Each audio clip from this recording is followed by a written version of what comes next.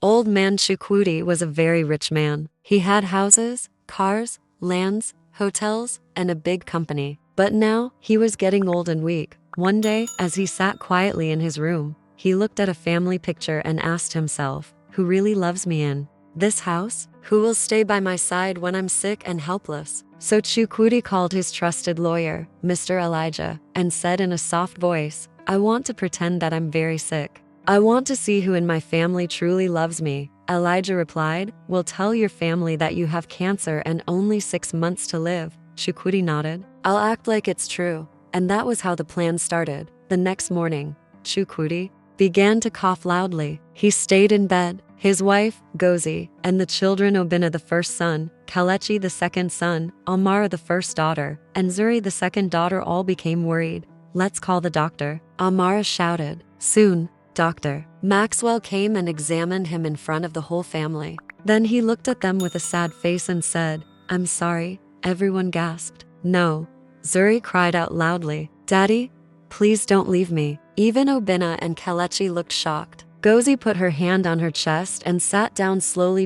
In the first few days, they sat beside him and said sweet words. But after a week, things began to change. Gozi stopped coming to his room. I can't watch him suffer, she said. Obinna, the eldest son, started showing more interest in the company. One day, he walked into the study with some papers and told his father, I think you should rest. Let me handle the company now. Amara took money and bought expensive wigs and clothes. Kelechi started spending lavishly on a young lady he met. Only Zuri stayed close. I'll be by your side, she cried one day, holding his hand. One evening, Zuri went to her mother Gozi and said, Mommy, let's fly Daddy abroad. Maybe we can save him. But Gozi waved her off. Zuri kept sitting by her father's bed, holding his hand and wiping his forehead. On the other side of the house, Obinna threw a big party. Every morning, Chief Chukwudi's mansion was quiet to quiet. Upstairs in his big room, the old man lay helpless on his soft bed. His face looked tired. His chest rose and fell slowly. His last child sat beside him, holding his hand gently. She smiled through her tears. Chukwudi wanted to know who truly loved him and who was only waiting for him to die and take his wealth. One afternoon, when Zuri stepped out to rinse a towel, Chief Chukwudi turned to the wall and whispered to himself, Is this how my life will end? Obinna had turned a guest room into a party zone. He drank wine, laughed with friends, and made loud phone calls like he already owned the whole house. He didn't check on his father. At the company, he acted like a boss. He stood before the board members and said proudly, Good morning, I'm in charge now. An elder board member stood up slowly. We only want the company to be safe. Maybe form a team to support you until Chief speaks. Obinna turned to the HR manager. Fire all of them, he said coldly. I served your father like a brother. One staff member protested. I don't care. Obinna shouted. Get out. Kelechi stormed in. Why are you acting like Dad is already dead? Obinna leaned back. You're ruining everything he built. Kelechi shouted. You think you're smarter because you went abroad? Obinna snapped. Stop this madness or I'll stop you. He pushed Kelechi. Gozi walked into the living room with tears in her eyes. Why are you two fighting? You know Daddy is not well. Why are you fighting over his money and company when what he needs now is our love? Obinna looked down. Kelechi was silent. If anything happens to him, God will not forgive us, she said and walked away in tears. That evening, while Zuri fed her father, there was a knock. It was Mr. Elijah, the family lawyer. He walked in, sat down, and said quietly, So your boys fought today. Obinna sacked all your old staff. The company is not safe. Chief Chukwudi gave a weak smile. Let them learn.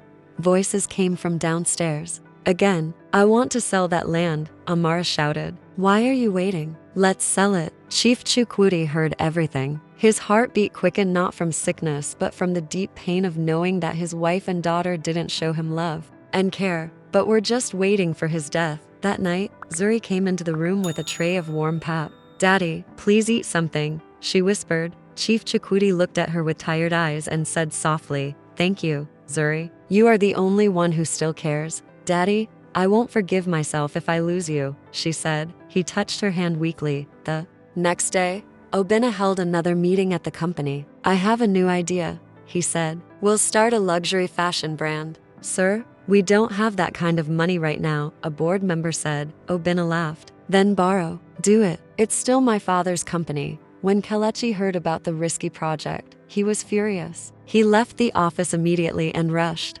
home. He entered his father's room and saw Zuri holding their father's hand. Zuri, give us a minute, he said. No, she replied. Whatever you want to say it here. Kelechi looked at their father lying weak and quiet. Dad, Obinna is ruining everything. Chief Chukwudi opened his tired eyes, looked at Kelechi, then turned his face away without a word. He kept pretending to be weak and very sick, still lying on the same bed in his quiet room. Zuri stayed with him, but things were getting worse. One morning, Kelechi sat on the balcony looking sad. Obinna thinks he can take over everything and waste all our father worked for. I won't fold my hands anymore. The next day, Kelechi dressed up and went to one of their father's biggest luxury hotels in the city, Sunray Grand Hotel. He called the general manager, sat in the main office, and reviewed financial reports. What he found shocked him. Obinna had already started using the hotel's income to sponsor his fashion startup. Without hesitation, Kelechi froze all outgoing funds and called a meeting with the senior management team. From today onward, no money leaves this hotel without my father's signature or mine, he said. Meanwhile, back at the mansion, Mr. Elijah arrived again. This time, he brought a small envelope. Zuri helped her father sit up. Chief Chukwudi took the envelope, opened it slowly, and smiled weakly. It's time, he said. Bring everyone here. By evening, the whole family sat in the living room. Obinna looked bored. Amara was on her phone. Gozi folded her arms. Only Zuri and Kelechi seemed attentive. Mr. Elijah stood and read from the paper. As requested by Chief Chukwudi, this is his final decision regarding inheritance. The room went quiet. To Obinna, my first son, I leave nothing. You showed greed and pride. To Amara, I leave nothing. You cared more about material things than your father. To Gozi, my wife, you abandoned me in my weakest moment. You will not inherit from me. Gasps filled the room. To Kelechi, I give one of my companies for stepping up and trying to protect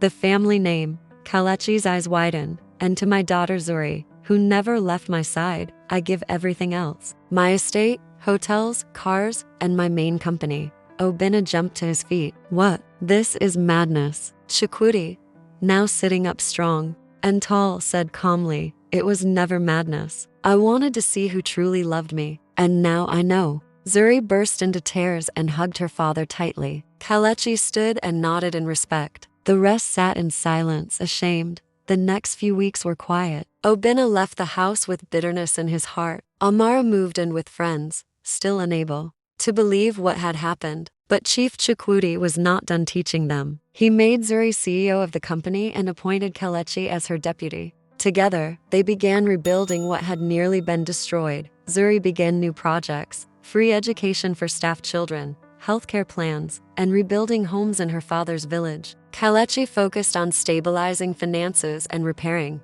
trust inside the company. One morning, Chief Chukwudi walked into the office, dressed in white agbada, strong and smiling. Staff clapped and bowed as he passed. He smiled at Zuri. You gave me a reason to live again. Zuri smiled back. And you taught me the true meaning of family. Moral of the story sometimes, it takes weakness to reveal true strength. Love is proven, not by words, but by action. Family is not just about blood, but about loyalty and sacrifice. When times are hard, the people who stay are the ones who truly matter. True wealth lies in those who hold your hand when everyone else lets go. Always remember, when you face darkness, it is the candles who stay, not the shadows. Appreciate those who stand by you not because they want something, but because they see your worth. Loyalty cannot be faked. When tested, true hearts shine. And when life gives you trials, it also shows you the treasure of real love.